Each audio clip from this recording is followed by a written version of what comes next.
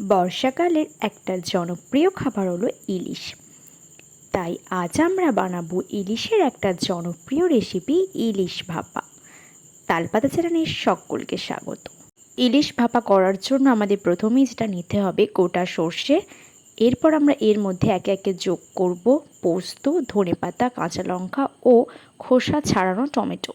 আর আমরা এর মধ্যে অ্যাড করব আদা কুচি।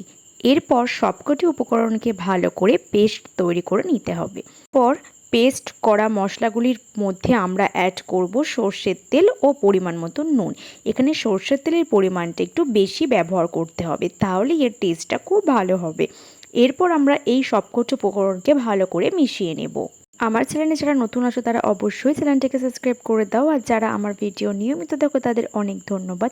আর এই ভিডিওটা যাদের ভালো লাগবে তারা অনেক অনেক কমেন্ট ও অনেক অনেক শেয়ার করো।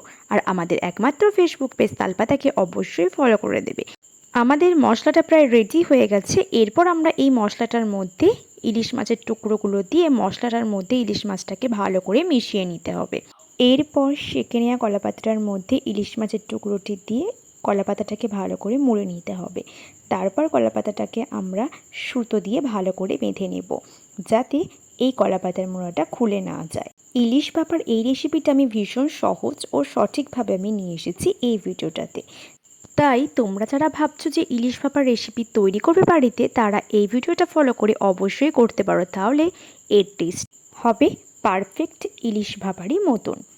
তাই জন্যই আমরা এখানে ইলিশটাকে ভাপানোর জন্য কলা পাতা ব্যবহার করেছি। তোমরাও যখন বাড়িতে ইলিশ ভাপা তৈরি করবে তখন অবশ্যই কলা পাতা ব্যবহার করারই চেষ্টা করবে, তাহলে টেস্টটা ভীষণ সুন্দর আসে। কলা পাতার মধ্যে দিয়ে ইলিশ মাছগুলোকে আমাদের প্রায় বাঁধা হয়ে গেছে, তোমরা দেখতেই পাচ্ছ।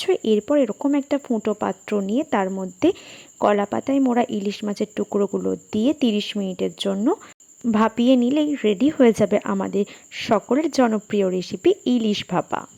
এরপর কলাপাতায় মুড়ে রাখা ইলিশ মাছের টুকরোগুলোকে বের করে নিয়ে ওপর থেকে একটু সর্ষের তেল ছড়িয়ে পরিবেশন করুন ইলিশ ভাপা। আমার চ্যানেলে যারা নতুন আসো তারা অবশ্যই চ্যানেলটাকে সাবস্ক্রাইব করে দাও, আর আমাদের একমাত্র ফেসবুক পেজ তালপাতাকে অবশ্যই ফলো করে দেবে। এই ভিডিওটাকে অনেক অনেক কমেন্ট ও অনেক অনেক শেয়ার করো।